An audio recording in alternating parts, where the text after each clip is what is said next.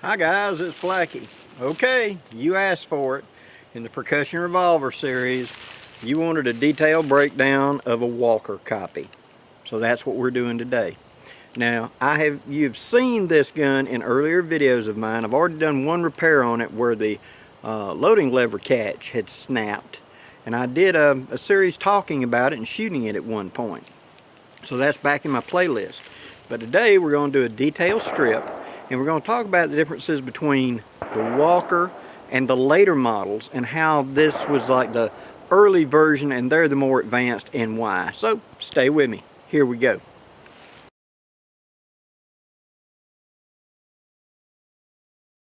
Okay guys, this is a San Marco copy of a Walker. You know what a Walker looks like. For a size comparison, this is an 1861 Navy, to see them side and side, so you get an idea of just how more massive the Walker really is than the 51 or 61. A lot bigger. I think the cylinder on the Walker is about the same weight of the whole gun. We'll get back to that in a minute. Okay, you're going to need a clean, safe place to take the gun apart. You're going to need proper fitting screwdrivers like we've talked before. And we're going to start with making sure the gun is unloaded. And we're going to pop out the wedge. Making sure the wedge is all the way out. Bring the hammer to half cock, rotate the web between two cylinders. Use the loading lever to pry it off, just like that. Now, if you need to remove the loading lever, there's a screw right here. There's a screw on top of the wedge. It should not have to be removed to pull the wedge out. It should keep the wedge captured like this one is, so it will not come out. A lot of the reproductions do not have this geometry correct, and this wedge will come straight out. But that's what that screw is for, to stay in that slot inside of the wedge and keep the wedge captured, just like that. When I set that to the side, we'll now take off the cylinder, set it to the side, return the hammer to all the way down. Now with a proper fitting screwdriver, we're going to start with that grip screw on the bottom. We're going to take it about 3/4 turns out.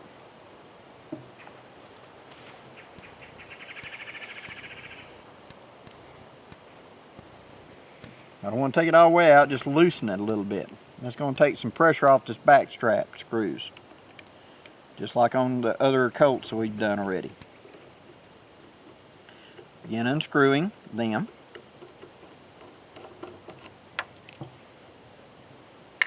Now these two and these two screws are interchangeable. This is unique and this is unique, so don't lose it.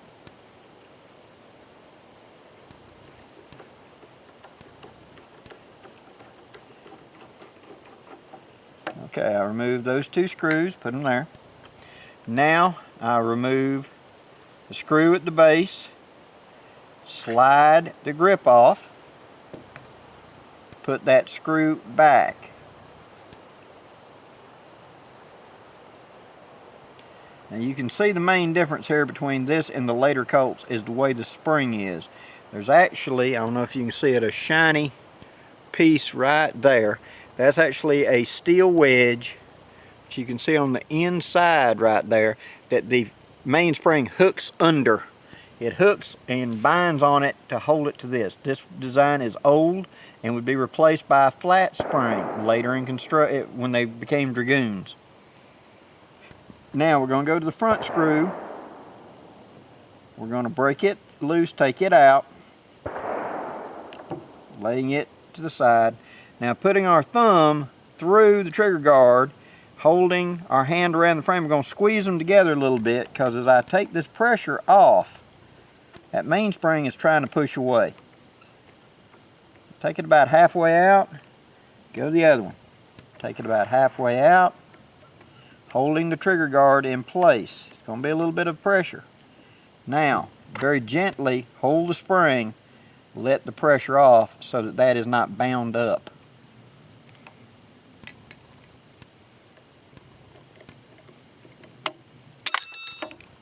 Or that happens. Ping! Goes flying off into the space. Now, there's the mainspring. It's a very powerful mainspring. And since it sits on this hook right here, just like that, the pressure wants it to bind here. So this is really just slide it, hold it, pivot it down.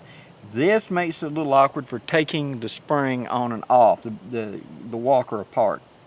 I'm going to go ahead and put that screw that came out up here back, the front of the trigger guard.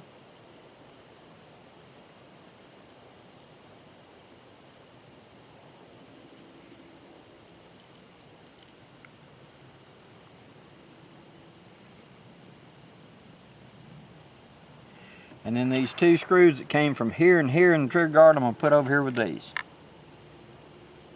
Now, we're going to, on the inside, we're going to take loose the trigger bolt spring screw.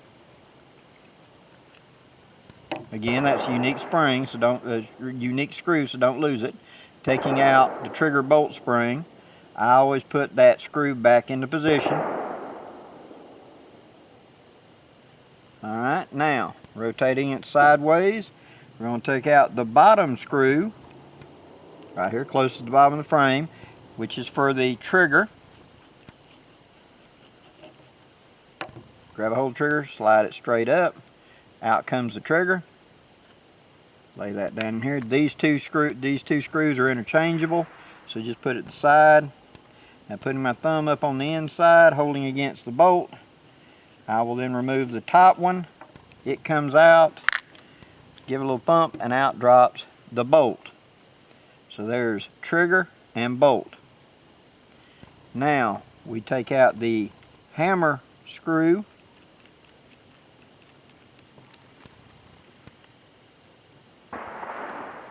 Just like that. Lay that to the side.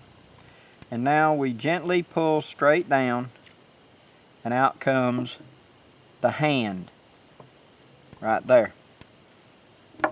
And that's it, completely field stripped. That's an empty frame now. So you have your hammer. It has the same design that you saw in my later videos of this lug right here, which indexes the side of the bolt, and that's what causes the teeter-totter effect as it goes up and down. We have the hand, which sits in this screw. It rides up in that channel, so as the hammer tilts back, it pushes against the back of the cylinder and rotates it on these notches on the back of the cylinder.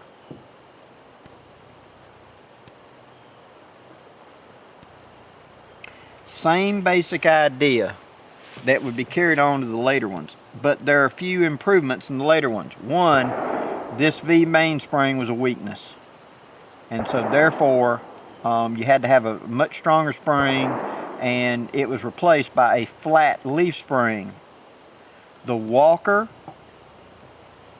the Whitneyville Walker, first model Dragoon will all have this type of V spring. The Baby Dragoon, the 31 caliber, had this type of V spring, I believe. Then after that, with the pocket model, they went to the flat spring, and that's when you see the 51 Navy, the 1860 Army, the 61 Navy, all of them in the third model Dragoon all went to the flat spring like this that you see in these type of guns. Now I'm going to drop the grip off of this right quick so you can see what I'm talking about exactly.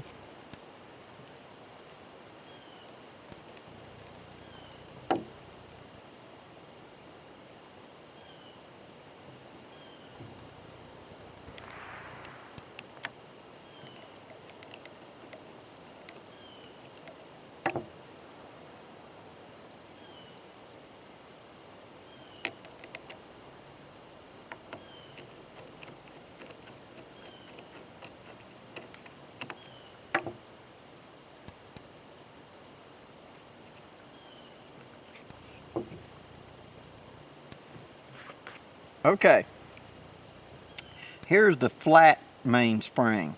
This one that would be used in all those later models.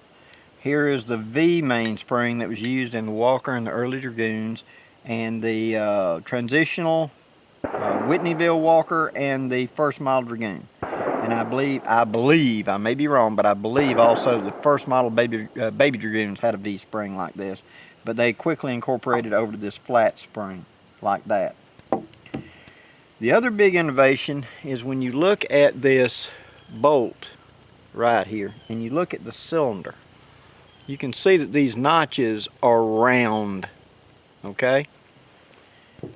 The later had rectangle notches, much more efficient and better for the guns.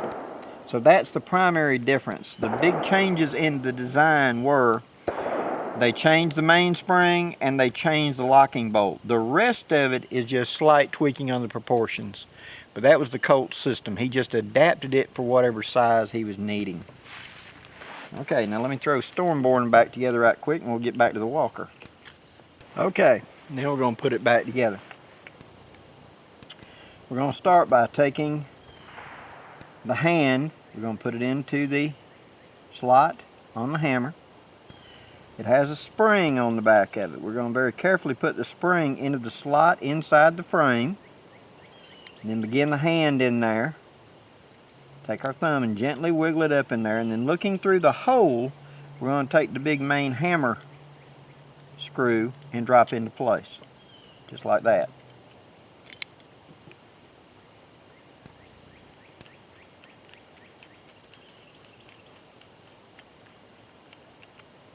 Give it a good torque. Now gently work it and make sure nothing's binding. Okay? Next we're going to take the bolt, turning it up like this. I'm going to take those two ears, and there's a slot right here on the side of the frame, between the hammer and the frame. That's where those ears are going to go. Push them down in there, and then just drop it down in the frame. Looking through the hole right here is how I line up for my pin to go through, and line up on the other side.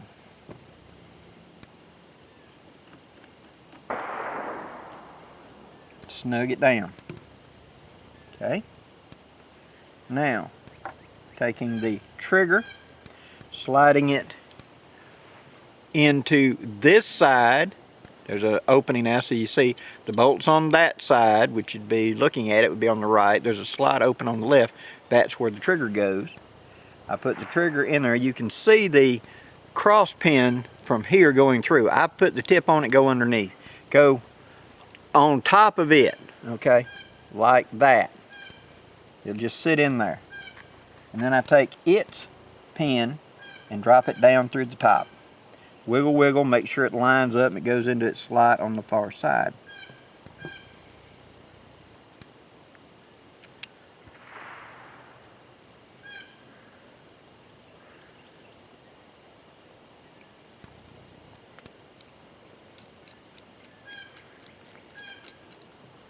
Snug everything up.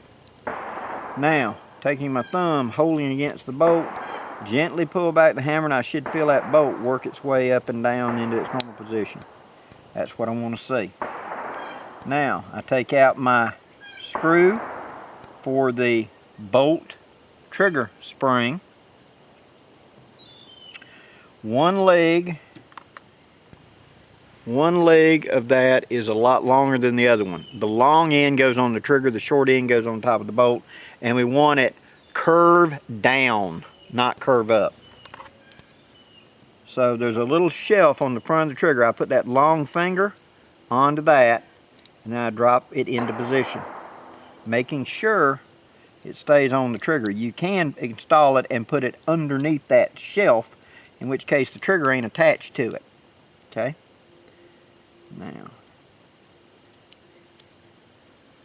just like that, lining it up, put the screw in the hole. Sometimes, depending on how much of a bow, a bend that spring has, you got to kind of like start it and then make sure it's on that shelf on the trigger. I have locked it up under the trigger shelf before, and the trigger don't work. because it's bound up by the spring going against it instead of on top of it. But this way I can wiggle it and I can see it's in the proper position. All right, I want to tighten that up so it's good and snug, not bottom it out blood tight, but just make sure it's snug like that. And I should be able to work it and see that the spring is hooked to it and working. Okay? Now comes the fun part.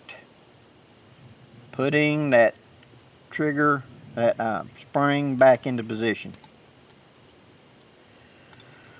And that, as you can see, is not going to be fun, because this has got to bow all the way back down and hook into that. This is never fun.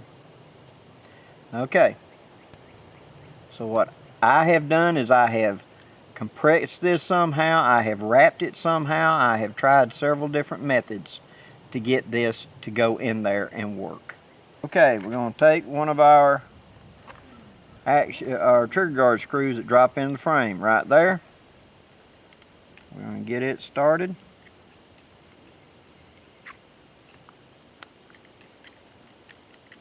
Couple turns. We're going to put our front of the trigger guard screw in. Couple turns. This one's got a little buggered up thread and doesn't want to start easy. Take the other big heavy action screw, drop it in right there. Now, here comes the fun part.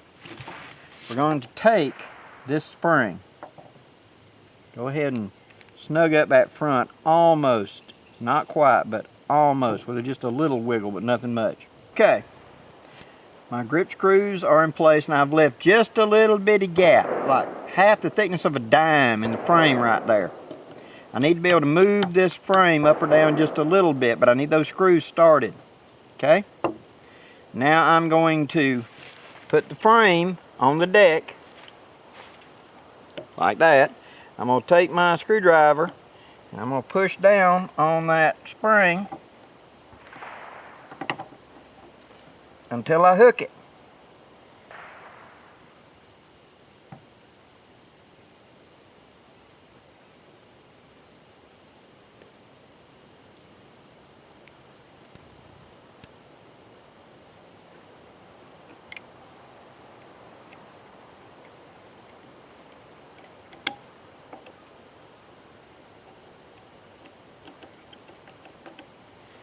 Now, making sure it's in position, I gently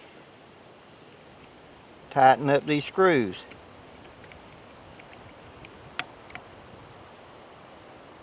Go slow. If it binds up, you'll know it.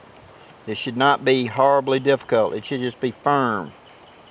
Okay? Now once it's completely in place, like that, I want to make sure that spring is straight lined up with the hammer. The edge is with the edge. Okay?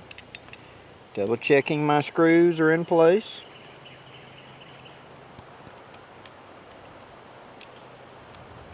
They're tight, I should say.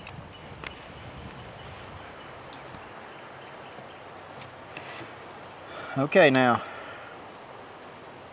I recommend,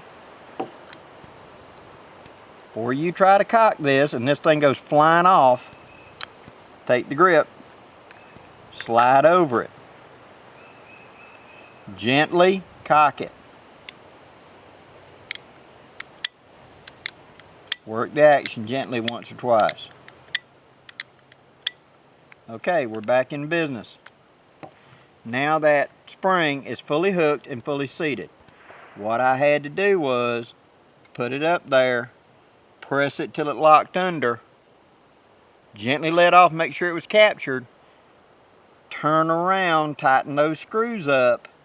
The whole time you're sweating it, wondering if that spring's going to launch off of here. I have done it where I have got it tightened up, okay? And then once I've got it on there, I put a zip tie around this and pulled it tight to try to give me just a little bit more leverage, peace of mind while I'm doing this. Then you slide the grip over it, so if it goes twang, it isn't going to hit you, okay? But this one is now back in proper position, okay? Now, I take my grip, I put it over, going to the bottom screw first. I'm going to just get it started.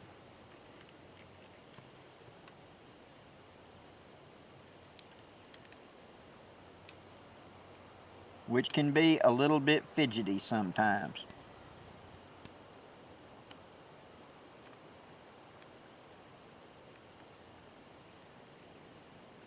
Okay, it started. Now I come back up here at the top and I drop in my 2 top screws.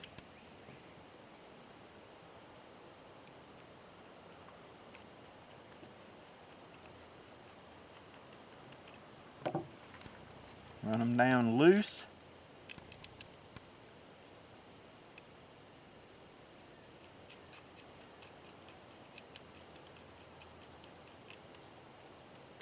And then once you got both of them down, tighten them up good and snug. Do not blood tight anything, just good and snug.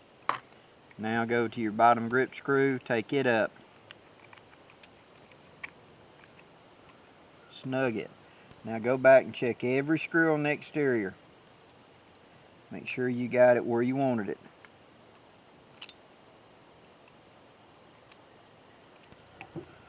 Okay, and I think we have done it.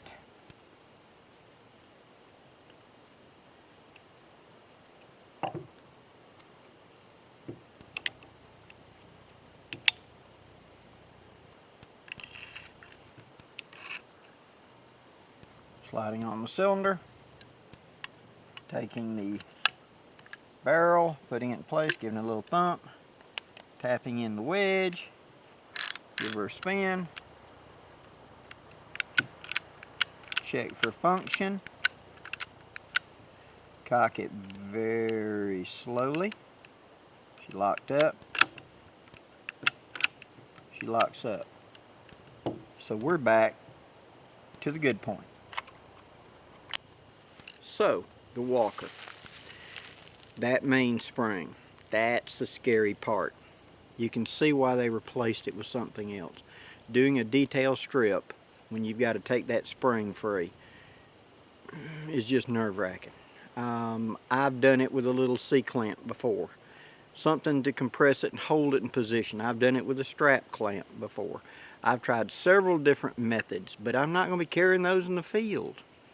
Thus the reason that I showed you the way that I did of getting it started, bearing down till it locks under, gently turn it over, retighten the screws, check function, slide the grip on, check function, because if that spring is coming out, it's going to go bing and it's gone, and it's got a lot of power behind it. So therefore, this is the reason Colt changed that design. The flat spring was a better choice than this V spring.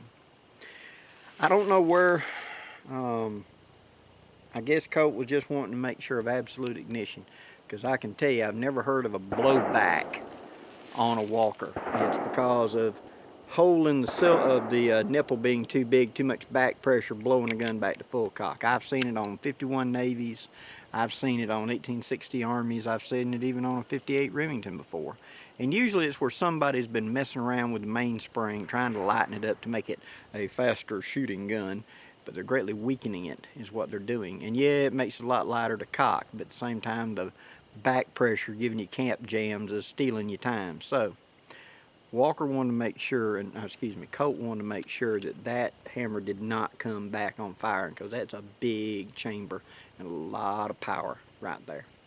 So, hope you enjoyed this, guys. This is, if I didn't say so before, let me say so again. This is Jason Lee's walker that he graciously let me borrow. And this is a San Marco. These are no longer in production, but this is what a Colt design looks like for a walker. And so just about all of them, the Ubertis and etc., are going to have the same V-spring design. If they weren't such a stickler for historic accuracy, I wouldn't lose any sleep if they just went to a flat mainspring like they've got on the the Dragoons, I would be okay with it. Till next time, guys, I'm Blackie, wishing you safe journeys. Have a great day, guys.